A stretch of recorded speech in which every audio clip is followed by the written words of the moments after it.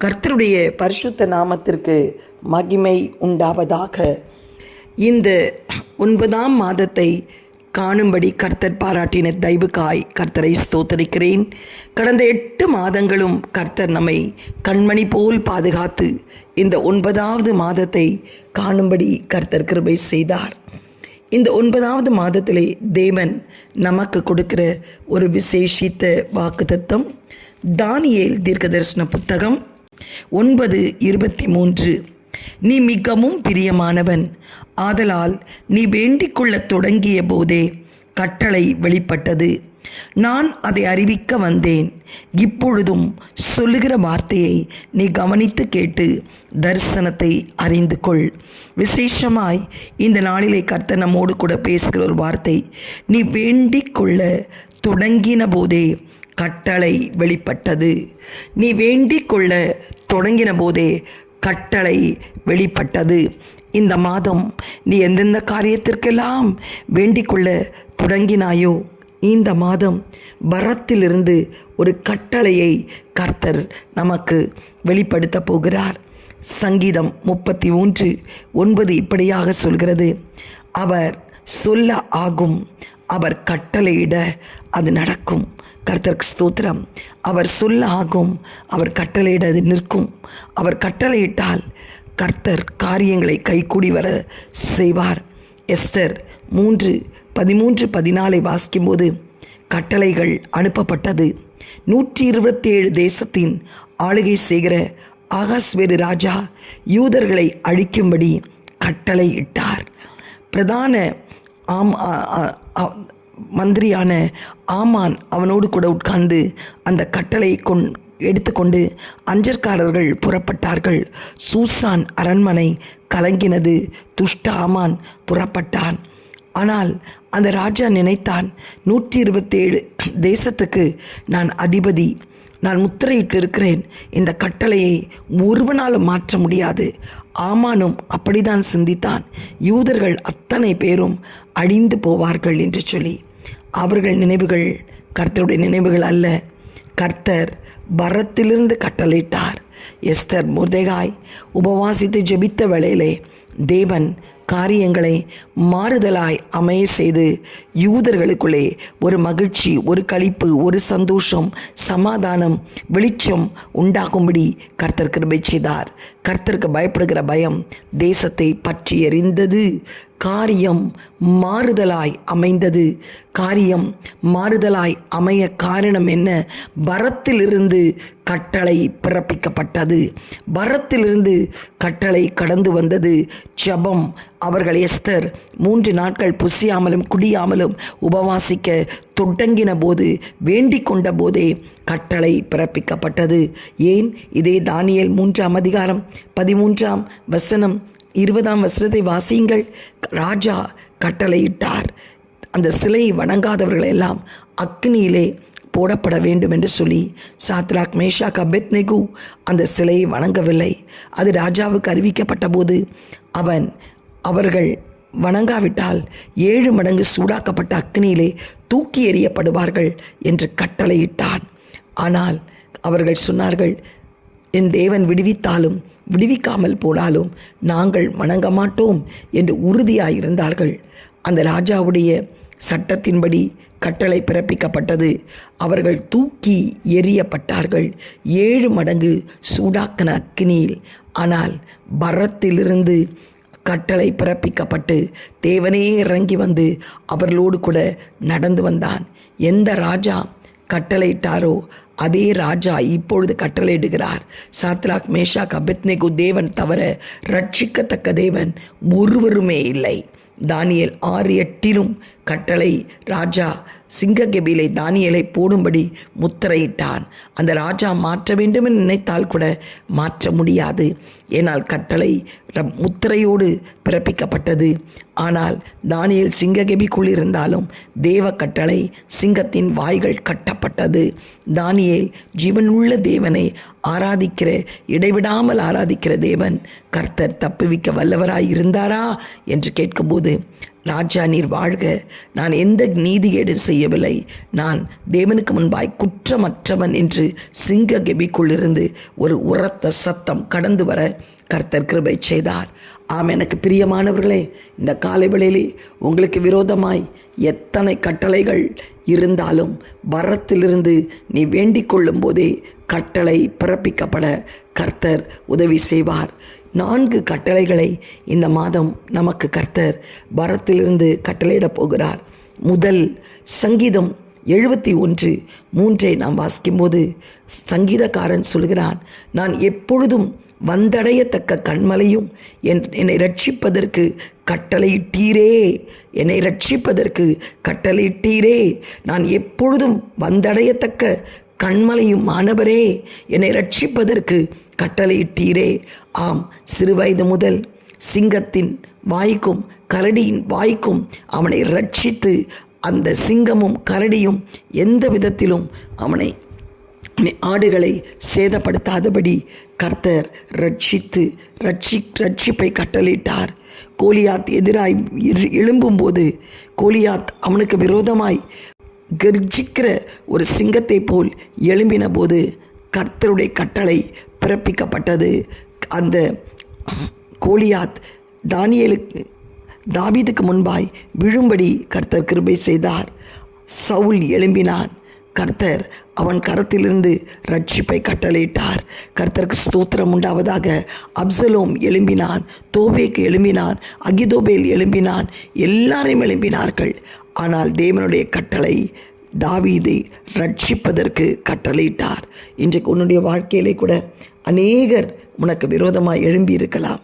இன்றைக்கு தாவீது சொன்னது போல் சங்கீதம் 22:6 நானோ ஒரு புழு, மனுஷன் நிந்திக்கப்பட்டு ஜனங்களால் நிந்திக்கப்படுகிறேன். இன்னைக்கு அப்படியாக அவமானத்திலும் நிந்தையிலும் போராட்டத்திலும் புலம்பலிலும் நீ சிக்கி தவித்து கொண்டிருக்கிறாயா? இன்றைக்கு ஒரு பெரிய ரட்சிப்பை அந்த நிந்தை, அவமானங்கள், அந்த கர்த்தருக்கு ஸ்தோத்திரம் போராட்டங்கள் மத்தியிலே நீ காணப்படுகிற உன்னுடைய வாழ்க்கையிலே ஒரு பெரிய ரட்சிப்பை கர்த்தர் கட்டளிட போகிறார். உன் ஆவிக்குரிய வாழ்க்கைக்கு விரோதமாய் யாரெல்லாம் காணப்படுகிறார்களோ உன் வீட்டிலே இருக்கிறார்களா, ஒரு பெரிய ரட்சிப்பை கர்த்தர் கட்டளிட போகிறார். நீ வேண்டிக் கொள்ள தொடங்கும் போதே ஒரு பெரிய ரட்சிப்பு உன் சிறையிருப்புக்கு கடந்து வரப்போகிறது. தெற்கத்தை வெள்ளங்களை திருப்புவது போல் கர்த்தர் உன் சிறையிருப்பை திருப்ப போகிறார். உன் கண்களுக்கு அது சொப்பனம் காண்கிறது போல் உன் வாய் நகைப்பினால் சந்தோஷிப்பிக்கும். கர்த்தர் உன்னோடு கூட இருந்து உனக்கு பெரிய காரியங்களை செய்தார் என்று புறஜாதிகள் சொல்லத்தக்க விதத்திலே கண்ணீரோடு விதத்தை கெம்பீரத்தோடு அறுக்கத்தக்கதாக ஒரு பெரிய ரட்சிப்பை உன் வாழ்க்கையிலே கட்டளிட போகிறார். நீ எதிர்பார்க்கிற முடிவை உனக்கு கொடுக்கும்படி உன்மேல் நினைத்திருக்கிற நினைவை அறிவார். அது தீமைக்கல்ல, அது சமாதானத்துக்கு ஏற்றவைகளாக காணப்படும். இதோ நெடுநாள் காத்திருக்கிற உன் வாழ்க்கையிலே உன் இருதயம் இழைக்கப்பட்டிருக்கிறோம். விரும்பினது வரும்போதோ உனக்கு ஒரு ஜீவ விருட்சத்தை போல் இருக்கத்தக்கதாக கர்த்தர் ஒரு பெரிய ரட்சிப்பை உனக்கு கட்டளையிட போகிறார். கர்த்தருக்கு ஸ்தோத்திரம் உண்டாவதாக. உனக்கு தயவு செய்யும் காலமும் உனக்கு இரக்கம் செய்யும் நேரமும் வந்தது என்று கர்த்தர் சொல்லுகிறார். ஒரு பெரிய ரட்சிப்பு உன் சிறையிருப்பை மாற்றும்படி கர்த்தர் கட்டளையிடுகிறார். கர்த்தருக்கு ஸ்தோத்திரம். 2வது தேவன் எதற்கு கட்டளையிடுகிறார்? என்னாகமம் 23 20 வாசிக்கும்போது கர்த்தருக்கு ஸ்தோத்திரம் உண்டாவதாக. பாலாக் ராஜா பிலேயாமை அழைத்து இஸ்ரவேல் ஜனங்களை சபிக்கும்படி கூலி கொடுத்து அழைத்து வருகிறான். பாலாக் ராஜா ஆண்டுடைய சித்தத்தை மீறி இஸ்ரவேல் ஜனங்களை சபிக்க கடந்து வருகிறான். ஆனால் பாலாக் ராஜாவுடைய கட்டளை பிலேயாம் தீர்க்கதரிசிக்கு இஸ்ரவேல் ஜனங்களை சபிக்க வேண்டும் என்ற கட்டளை. ஆனால் ஆண்டவர் பரத்திலிருந்து சபிக்க வேண்டும் என்ற கட்டளை அவனுக்கு கொடுக்கப்பட்டாலும் சபிக்க வாய் திறக்கும் போது ஆண்டவர் பரத்திலிருந்து ஒரு கட்டளை இடுகிறார். இதோ ஆசீர்வதிக்க கட்டளை பெற்றேன், அவர் ஆசீர்வதிக்கிறார். அதை நான் திருப்பக்கூடாது. அவர் யாக்கோப்பின் அக்கிரமத்தை காண்கிறதும் இல்லை, இஸ்ரவேலில் குற்றம் பார்க்கிறதும் இல்லை. அவர்களுடைய தேவனாகிய கர்த்தர் அவர்களோடு கூட இருக்கிறார். ராஜாவின் ஜெய கம்பீரம் அவர்களுக்குள்ளே இருக்கிறது. நான் ஆசீர்வதிக்க கட்டளை பெற்றேன். கர்த்தருக்கு ஸ்தோத்திரம் உண்டாவதாக. நான் ஆசீர்வதிக்க கட்டளை பெற்றேன். ஏனென்றால் வேதம் சொல்லுகிறது, உபாகமம் 23:5 ஒரு அருமையான வசனம். உன் தேவனாகிய கர்த்தர் பிலேயாமுக்கு செவி கொடுக்க சித்தமில்லாமல் உன் தேவனாகிய கர்த்தர் உன்மேல் அன்பு கூர்ந்தபடியினால் உன் தேவனாகிய கர்த்தர் அந்த சாபத்தை உனக்கு ஆசீர்வாதமாக மாற பண்ணினார். அவர் பிலேயாமுக்கு செவி கொடுக்க சித்தமில்லாமல் உன்மேல் அன்பு கொண்டபடியினால் உன் தேவனாகிய கர்த்தர் அந்த சாபத்தை உனக்கு ஆசீர்வாதமாய் மாற்றினார். இந்த மாதம் கர்த்தருக்கு ஸ்தோத்திரம், நீ தேவனால் ஆசீர்வதிக்க கட்டளை பெற்றிருக்கிறாய். அநேக காரியங்கள் உன் வாழ்க்கையிலே சாபமாயிருக்கலாம், தடையாயிருக்கலாம், வாசல்கள் அடைக்கப்பட்டிருக்கலாம். ஆனால் தேவன் உன் மீது அன்பு கூர்ந்தபடியினால் உனக்கு ஆசீர்வாதத்தை கட்டளிடுகிறார். ஏன்? கர்த்தருக்கு ஸ்தோத்திரம். ஆதியாகமம் 27:34 38 வாசித்து பாருங்கள். ஈசாக்கு ஏசாவை அழைப்பித்து சொல்லுகிறார். ஏசாவை அழைப்பித்து, இதோ உன்னை நான் ஆசீர்வதிக்க சித்தமாயிருக்கிறேன். ஆதலால் நீ கடந்து போய் எனக்கு நல்ல வேட்டையாடி நல்ல சமைத்து கொண்டு வா, புசித்து உன்னை ஆசீர்வதிப்பேன் என்று சொன்னார். இதை கேட்ட ரெபேக்காள் தன்னுடைய குமாரனாகிய யாக்கோப்பை அழைத்து ஏசாவுடைய வஸ்திரத்தை உடுத்தி நல்ல சமைத்து கொடுத்து, கர்த்தர் ஏசாவை போல் நீ அங்கு நில் என்று சொல்லி கொடுத்து, அவன் சாப்பிட்டு ஏசாவுடைய எல்லா ஆசீர்வாதங்களையும் யாக்கோப்பை ஆசீர்வதித்து விட்டார். ஏசா ஓடி போய் தன் தகப்பன் தன்னை ஆசீர்வதிக்க போகிறார் என்று சொல்லி வேக வேகமாக சமைத்து கொண்டு வருகிறான்.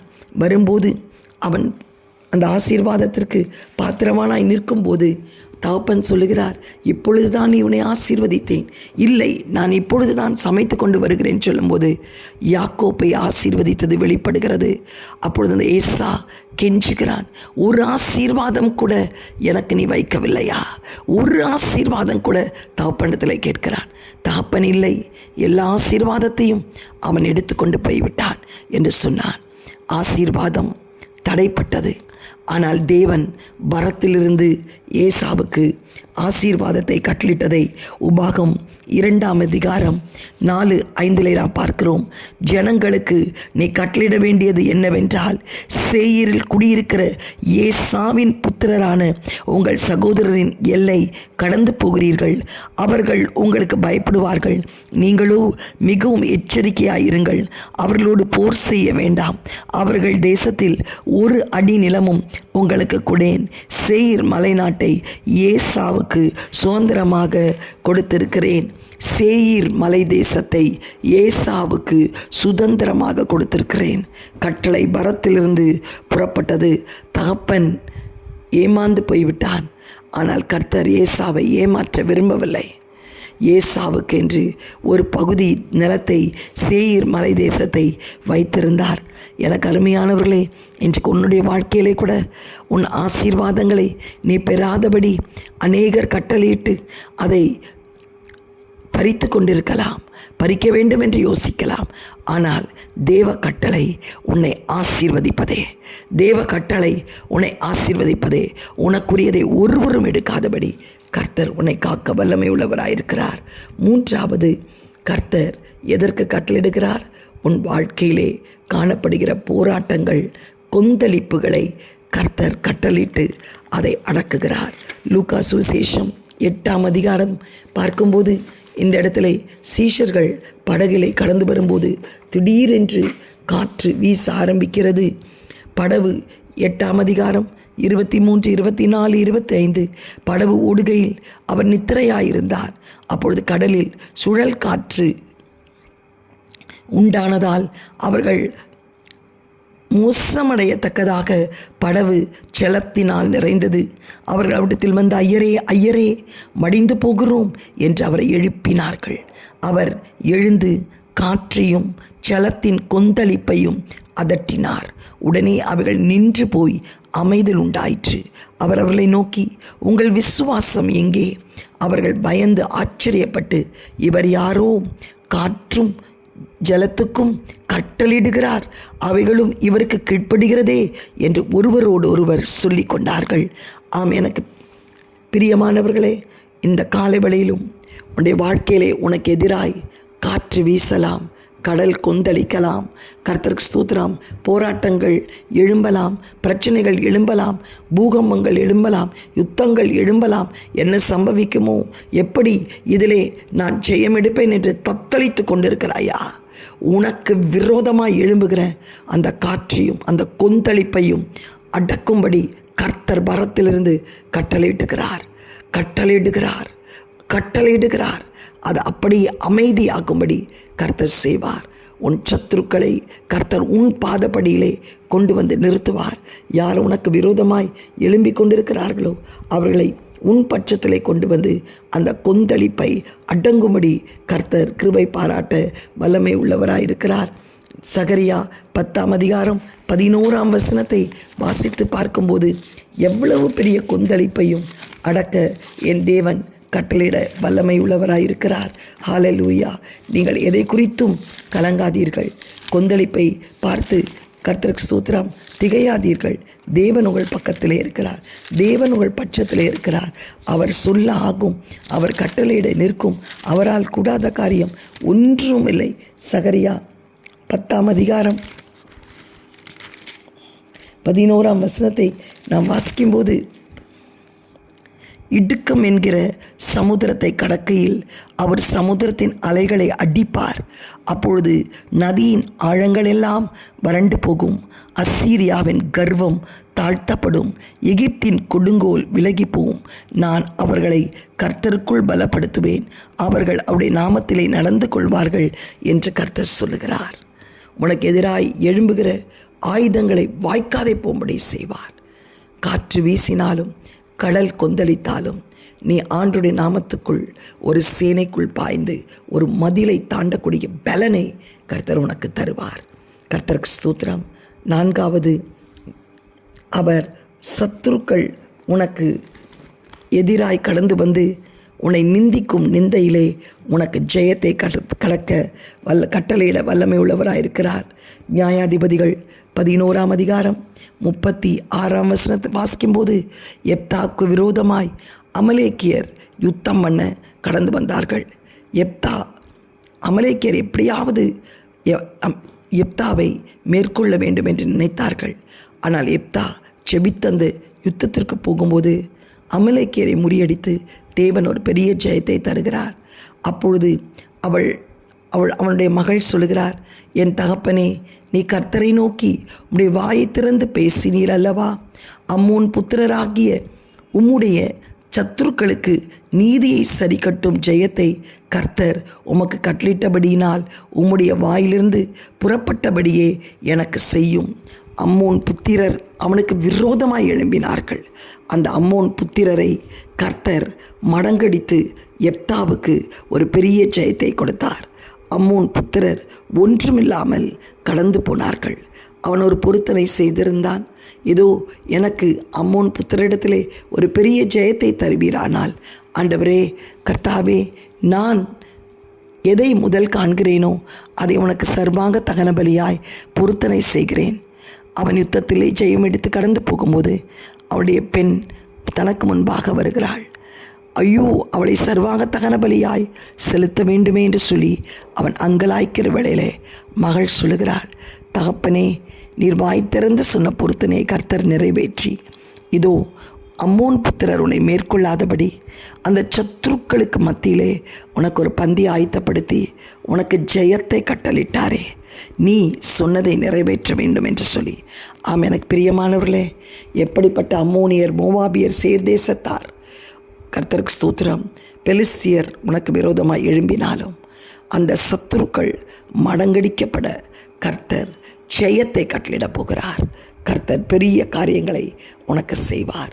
இந்த காலை வேளையிலும் அவர் சொல்லாகும், அவர் கட்டளையிட நிற்கும்.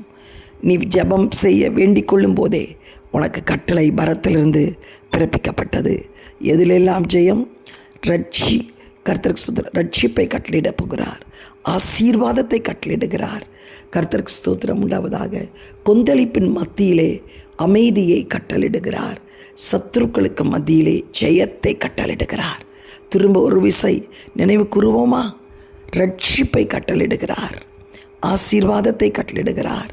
காற்றையும் கடலையும் கொந்தளிப்பையும் அமைதிப்படுத்தி அமைதியை கட்டளிடுகிறார். சத்துருக்களுக்கு மத்தியிலே ஜெயத்தை கட்டளிடுகிறார்.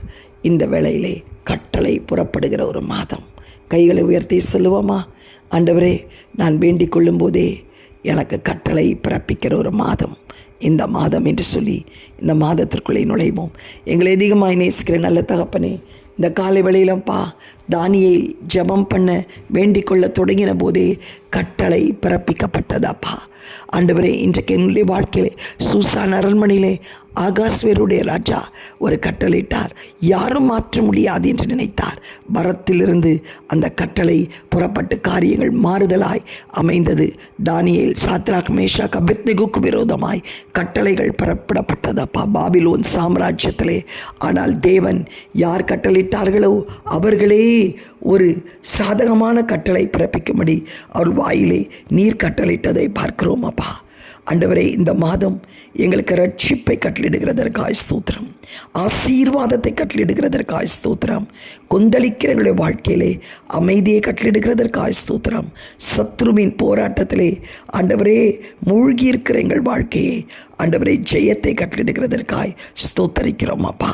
ஆண்டவரே, அந்த கட்டளை பரத்திலிருந்து வருகிறதற்காய் உம்மை நன்றியோடு ஸ்தோத்தரிக்கிறோம். பிள்ளைகள் எந்தெந்த காரியத்திற்காக செபித்து கொண்டிருக்கிறார்களோ திருமண காரியங்களுக்கு ஒரு பெரிய கட்டளை பிறப்பிக்கிறதற்காய் ஸ்தோத்திரம். மலட்டு கர்ப்பங்கள் திறக்க பரத்திலிருந்து கட்டளை பிறப்பிக்கிறதற்காய் ஸ்தோத்திரம். வேலை வாய்ப்புகள் பிள்ளைகளுக்கு கிடைக்க ஆண்டவரே அரசாங்க வேலைகள் வாசல்கள் திறக்கப்படுவதற்காய் ஸ்தோத்திரம். கடன் பிரச்சனைகள் தீர ஆண்டவரே பொருளாதார நெருக்கடிகள் ஆண்டவரை மாற கட்டளையிடுகிறதற்காய் ஸ்தோத்திரம். வியாதி படுக்கையில் இருக்கிற ஒவ்வொருவருக்கும் ஆண்டவரை சுகத்தையும் பலத்தையும் பரத்திலிருந்து கட்டளையிடுகிறதற்காய் ஸ்தோத்தரிக்கிறோம். குடும்பங்களை ரட்சிக்கிறதற்காய் ஸ்தோத்திரம். சபைகளை ஒரு உயிர்மீட்சியை கட்டளையிடுகிறதற்காய் ஸ்தோத்திரம் அப்பா. தாழ்த்தி உம்முடைய கரத்திலே ஒப்புக் கொடுக்கிறோம். இயேசுவின் மூலம் ஜெபிக்கிறோம் நல்ல பிதாவே, ஆமேன். Have a blessed month. God bless you. In Jesus' name, amen.